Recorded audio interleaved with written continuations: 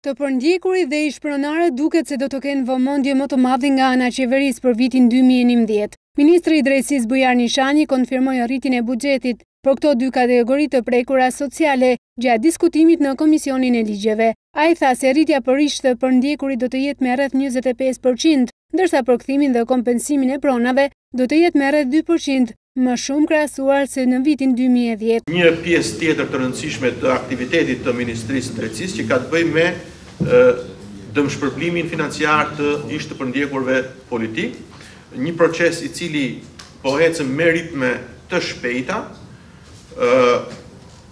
ku deri më tash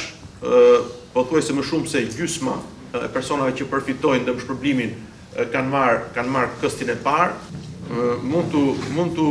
informoj se fondet për dëmshpërblimin e të përndjekurve politik për vitin 2011 janë parashikuar në vlerën 2 miliard lekë. Po ta krahasosh këtë me buxhetin e rishikuar të 2010-s, që u bëm një shikim, buxheti 2011-s për dëmshpërblimin ka një rritje prej 25% apo 400 milion lekë. Dhe mund të them se krahasuar kjo me buxhetin e vitit të shkuar, kemi një rritje dyfish të buxhetit që do të përdoret për kompensimin financiar të pronarëve. Pika që ka përplasur opozitën me Ministrinë e Drejtësisë Bujar Nishani ishte ajo për financimet e rezidencave qeveritare. Duke theksuar se sistemi i drejtësisë ka nevojë të ngutshme për investime, deputeti socialist Ajmir Tahiri ka theksuar se qeveria shpenzon 2 herë më shumë për vila qeveritare sesa për sistemin e drejtësisë. Nga ana tjetër, ministri Nishani ka theksuar se duke qenë një vend antar i NATO-s, ne kemi dhe njëkohësisht duhet të paraqesim një nivel dinjitoz përpara ndërkombëtarëve. Pikpamjen time dhe në krahasimin e shifrave të investimeve të këtij buxheti, kjo qeveri shpenzon thuajse 2 fish më shumë, 2 fish më shumë për vila qeveritare se sa për investime në projektet e Ministrisë së Drejtësisë dhe sistemit gjyqësor. A mendoni ju se mund të ketë një rrugë për të rishikuar ose për të rishikuar në total këto zëra në lidhje me investimet,